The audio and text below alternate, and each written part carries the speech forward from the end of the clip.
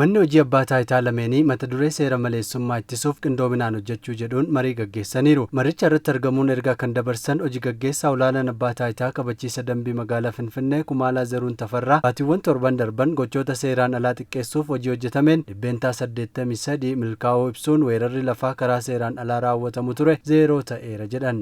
ከተማችን ውስጥ ያሉ ዘርፈ ብዙ የችግሮች ነበሩ።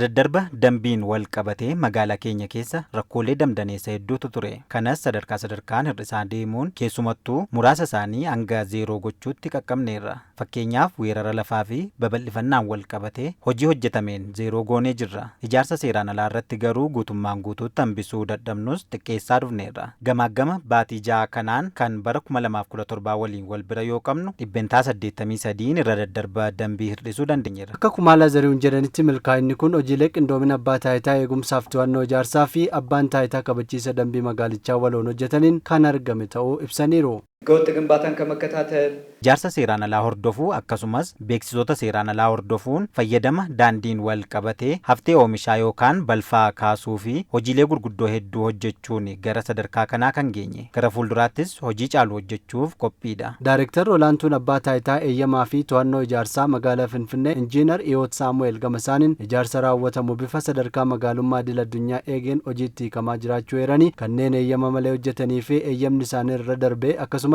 ijaarsi isaanii sadarkaa hin eegganne irratti tarkaanfiin seeraa fudhatamaa turuu himaniiru. የኛ መስሪያ ቤት የመቆጣጠርና የመከታተል ኃላፊነት ቢኖርበትም waajjirri keenya to'achuuf ittisuun ga'eesaa ta'us abbaan taayitaa kabachiisa dambii keessumattuu warra yeroon itti darbee fi eeyyama malee hojjetan irratti tarkaanfii akka fudhatutu eegama. Akkuma kana beeksisaan wal qabatee magaalaan keenya istaandardii qopheessiteetti. Akkuma yaadattan hanga dhiyoo kanaatti waraqaawwanii fi erbeewwan adda addaa bakka hundatti gamoo irratti keenyanii fi daandiiwwan irratti argaa turreerra. Isarratti qindoominaan abbaa taayitaa kabachiisa dambii waliin carraaqqii guddaadhaan yeroo ammaa sirriitti irratee jira. Kanaaf immoo kanaa irratti hojjennaa jechuudha. Beeksisoonni garaagaraa daandii irratti akka hin maxxanfamne ittisuu fi kanneen seeraan ala maxxanfaman akka kaafamaniif hojii qindoominaan hojjetameen bu'aan gaariin galmaa'us eerameera. Hirmaattonni waltajjichaa AMN Pilaasiif yaada kennaniin qindoominaan hojjechuun saffisaan akka raawwatanii fi seer-maleessummaa akka xiqqeessaniif isaan gargaaruu kaasanii hojiiwwan baatilee torban darbanitti hojjetamaniin bu'aawwan jajjabeessaan kan duraa caalu argamuu himaniiru. Qindoominaan hojjechuun keenya baay'ee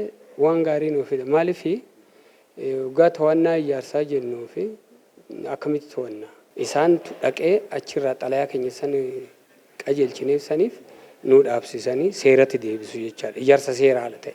Kanaaf nuuf namni maaskabariin eenyuun kun lafee dugdaa keenya jechuu dandeenya. Seeraaltummaa ijaarsa seeraan irra jiru, seeraaltummaa beeksisoota irra jiru, seeraaltummaa nigdii yookiin daldalaa irra jiru. Seeraaltummaa balfoota garaagaraa irra jiru akka waliigalaatti kan baroota darbaniitti yoo wal bira qabnee ilaalle baay'ee isaa hir'isneerra jechuudha.